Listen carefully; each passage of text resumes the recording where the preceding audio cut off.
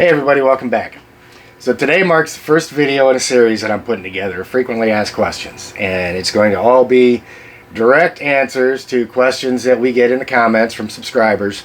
And we try and be as interactive and respond to as many of them as we can. So today what we're talking about is some of the pitfalls that you can run into as a new reptile keeper, some of the things that I've learned along the way, some of the mistakes that I've made, and some of the things that I've found that have really helped me out with a bunch of different species of reptiles. So you won't want to go anywhere.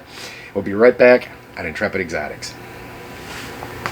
Do you have a natural love for animals? Then come along with us as we explore what it's like living with and caring for some of the most unique animals on the planet, our reptiles. Whether you're a lifelong keeper or just getting started, help us encourage responsible keeping, conservation, and public education in the interest of keeping our reptiles safe and healthy as we protect them for future generations. You're invited to spend time with us as we experience these awesome animals together on Intrepid Exotics.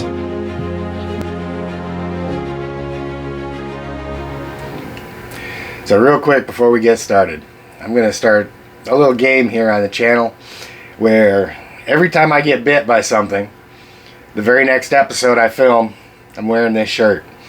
And we'll end up doing something where the first person in the comments that goes down and can guess which one of them it is that got me, I'll send you out a t-shirt or something like that. So I think that'll be something, get a little bit more engagement, be a little bit of fun for folks. Not necessarily so fun for me, especially if I show up wearing this thing, but it was appropriate today because I was going to sit down yesterday and make a video with the prairie dogs. However, my little female is getting really territorial, and when I reached in, she latched on to the meat of my thumb like she really meant it.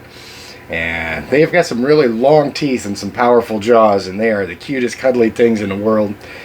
But after that, I decided to come down here with the giant snakes where it's safe. So that'll be something a little fun, a little bit extra audience participation for us.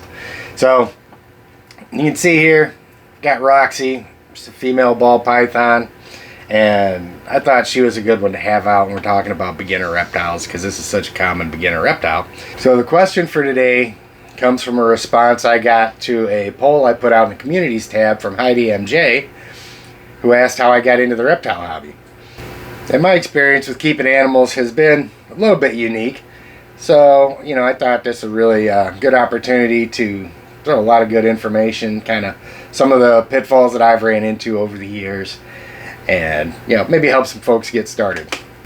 So, I've always been fascinated with snakes my whole life. Even years ago, back when I was in the Army, we'd pull into a spot where we was going to be sitting at for a day or two over in Iraq, and I'd go walking around, checking everything out, and find a snake, catch it.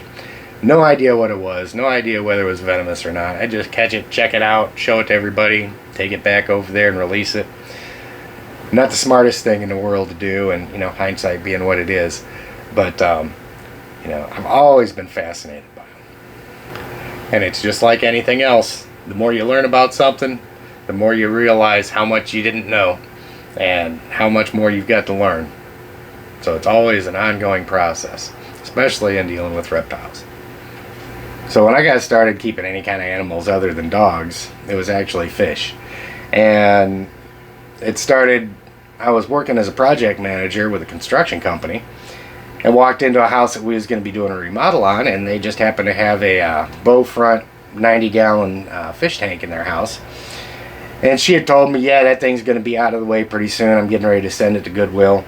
And it was such a nice tank. I was like, well, I'll take it off your hands right now for you.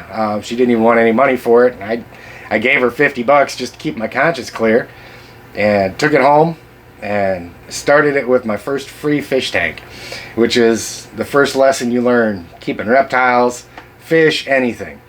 No such thing as a free fish tank because, as I'm sure you guys know, it doesn't take long for all of the other stuff that you need in order to make that tank work to add up. And it led to a really big hobby for me for a long time. And before I know it, I've collected 5, 6, 7 tanks, several of them over 100 gallons. We got into keeping just about everything. I maintained some of the freshwater tanks, a couple of them that had the bigger fish in it, but switched almost everything else over to saltwater. And there's a whole lot to learn about that. Keeping marine fish is much more involved than keeping reptiles. We had everything from seahorses, lionfish, I had a California stingray, several different species of eels. We even had octopus for a little while. They were really short-lived and fragile. And oddly enough, some of the marine fish are actually pretty intelligent. I had a puffer fish that was so much fun. Every time I'd open up the lid, he'd come right up to the glass, and if he didn't either get a treat or get attention, he'd literally spit water in my face to get my attention. And he did bite me one time. I was in there feeding him, and he got a hold of me. And of course, when I pulled away, he stayed on there and ended up flying across the living room, the poor guy. Fortunately, it didn't hurt him. He was just fine. But they do have sharp little beaks on them. But most of the time, that was one of my most interactive fish. I did interact kind of against my will with my lionfish a couple times. I made the mistake of going in and cleaning a couple things off of one of my jets in there. And I got too close to him. He got a little defensive, threw his spines down and charged me. And I can guarantee you do not want to get spined by a lionfish. I was up all that night. My hand was swelled up. It was pretty intense pain. So if you're going to keep those, be really careful with them. So if you guys like talking about reptiles as much as we do, help get the videos out to more people. Like them, get subscribed to the channel, get notified. We got new content coming out every week. We've got an awesome community growing here. And Niles loves you guys and loves to hear from you. So I think what it was is I had a couple fish in there that were kind of interactive, but they can only be so interactive because they can't come out of the water. So like so many other reptile keepers, you know, my very first snake was a ball python that we got from the pet store. I was walking along and seen this one ball python that just kind of got my attention. And we took him home, and that's when we started learning about reptiles. And I was at a bit of an advantage, you know, when I brought my first snake home, because I was really accustomed to, you know, researching fish and finding out what their diet was, what they can cohabitate with, what the requirements were, you know, because they've all got, you know, some have got different salinity requirements, some have got different temperature requirements, and so forth. So, you know, we was used to researching the animals before we got them. So of course we did that with the ball python and got him all set up. Now we started adding to our snake collection. One thing that I'm a really big proponent of is, whenever possible, finding animals to adopt out from somebody else that can't care for them anymore, and things like that. I'm not really a huge fan of most pet stores. Some of these guys are really good, some of them are really reputable, but you know, the big box stores and stuff like that, they make plenty of money. They don't need us to support them, you know, with the animals that they sell that they really don't know how to take care of most of the time. So that's what I did, is, you know, I started looking around in different groups and so forth and seeing what people were adopting out. And of course the whole thing started with a whole lot of research. Every time we'd see a different animal that was getting adopted out, we'd go on and learn as much about it as we could, and, you know, bring it home. So we'd had everything from green iguanas, tokay geckos, Jackson's chameleons, and, you know, had a lot of ball pythons. I've ended up adopting some of those out. Also, I had a mangrove monitor for a little while, and I ended up adopting him out. So the first pitfall to look out for is, if you're just getting into reptiles and you're really excited about it, go slowly. Don't go out and just collect and collect and collect, because you're going to find that you're going to have more animals than you have time to devote to them. And, you know, you could find yourself with several animals that you really can't manage because they don't get enough time, and you can't really socialize them well. So you end up with this really skittish, scared animal that's not well socialized, and you really can't do much with it. And I'm a firm believer that I do my best to interact with all of my reptiles as much as I can, because it is a quality of life thing for them. Anything that sparks their mind and gets them moving and things like that, I think that's a good thing. I think it's healthy for them. And I think if you've got too many, it's really difficult to do. So without going into detail about every animal I've ever owned, I'm going to kind of fast forward to my first reticulated python. And that one, again, I'd seen somebody that was adopting her out. She wasn't very big, 4 or 5 feet long. And I'd studied up enough on them to know what I was getting myself into from an academic perspective. And she was awesome. Got her home. She's real easy to manage, of course, because of her size. And the more I learned, the more fascinated I got with them. So a lot of you new keepers can probably relate to this, that when you're first getting started, about all you've got is your YouTube videos. That's where you're going to learn how to take care of them. That's where you're going to learn, from keepers and so forth, of what you need to be doing to make sure your animals are healthy and so forth. And it can be tough to not only find local keepers, but to determine who's reputable, who you really want to do business with and who you don't. And that was a really challenge for me getting started, because I was seeking out anybody that I could that I could learn anything from. And in the process of doing that, I ran across a 12, 13 foot male adult reticulated python that I just absolutely fell in love with. So having the newfound confidence from my big 5 foot retic, confident that I could handle this animal, I went home, started building an enclosure, got them all set up, got them all ready. So as soon as I brought the male home, I realized in pretty short order that I knew enough to keep myself pretty safe around him, but I didn't know enough to be really comfortable handling him. So since I am naturally uncomfortable with not knowing everything I can about the things that I'm doing, whatever it is, I started to seek out some different avenues where I could get more experience working with big snakes and so forth. One of my biggest influences that I found was Kevin McCurley out of Nerd. And I would watch some of his older stuff about, snake behavior and handling and so forth, and would just watch it over and over again, kind of key in on the things that he was putting out there. And it was such a huge help dealing with my animals. But of course, my personality being what it is, if I'm going to learn something, I want to learn it, and I want to learn it right. So where I got a lot of good practice with big snakes was I just happened to be flipping around and ran across an ad for a breeding facility that was looking for help. And I decided to go down and check it out. Actually left a really well-paying job and went to work at an almost volunteer basis, taking care of literally hundreds of adult reticulated pythons. And that was a really great learning experience on so many different levels.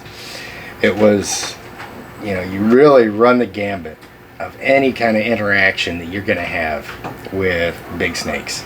There was everything from hatchlings to 22 foot, 200 plus pound snakes there. And every different disposition that you can imagine.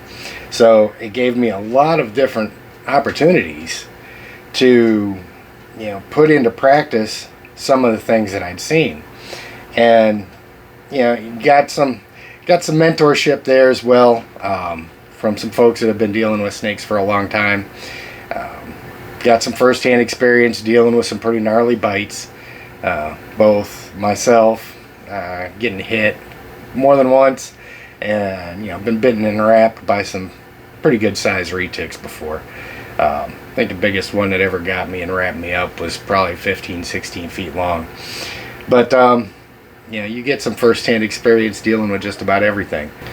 And there was some other folks that had gotten bitten and wrapped that I needed to get the snake off of them.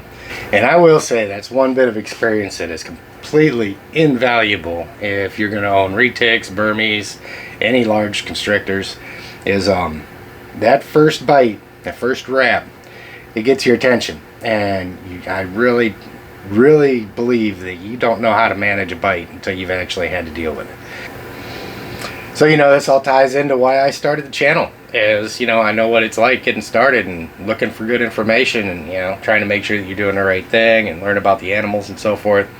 And if I had one really solid piece of advice to give to new folks, even folks that are starting out with new species, is never get all your information from one source. You're going to find the more folks that you listen to, the more folks that you run across that are in the reptile community, you're going to start to see a common thread and some similarities, and those common threads and those similarities end up being the basics. Everybody's got a little bit different take on things, everybody's got a little bit different opinions, but you're going to find, just getting in, the reptile community is full of some pretty awesome people. Some really sharp folks that have been doing this for a long time, and it's just like anything else. When you're doing the right thing across the board, there's going to be similarities, and those similarities between different keepers and those basics are what we look for. And then you learn, who's reliable and who's going to help you out and who's not. You really got to be careful when you're first getting in and you're looking around locally and things like that, trying to find mentors and so forth, because not everybody's above board. Some people are in it for the money and their ego, and some people are in it for the animals. And it's really important to make that determination before you start working with somebody. I think we all start out pretty much the same place. If you don't have a passion for these animals, it's not always a walk in the park, man. There's a lot of work that goes into it. There's a lot of blood, sweat, and tears that goes into keeping these animals. So I definitely, the folks that have been out there, they've been doing it for a long time, definitely listen to them. And, like I said, that's where, a lot of my education with these animals came from, just like I said, from sitting down and listening to Kevin and watching him work with his animals, and then having that unique opportunity of going out and working in a facility where there's just so many monster snakes, and being able to see firsthand that what this guy was telling me was working, helped make me a better keeper, helped make me be able to handle these animals a little bit better, safer, and so forth. That's what we're all here for. And a special thanks out to Heidi for your question. We really love the engagement. We're getting a really cool community going here. A lot of really awesome subscribers, got some awesome feedback. So like I said, don't forget, like the videos, get them out to more people, get subscribed to the channel, and we're going to keep working on getting the involvement up a little bit more and getting engaged with the subscribers as much as we can, get as many questions as we answer as we can, and hopefully have some fun along the way. So you guys have an outstanding day, and I'll see you next time on Intrepid Exotics.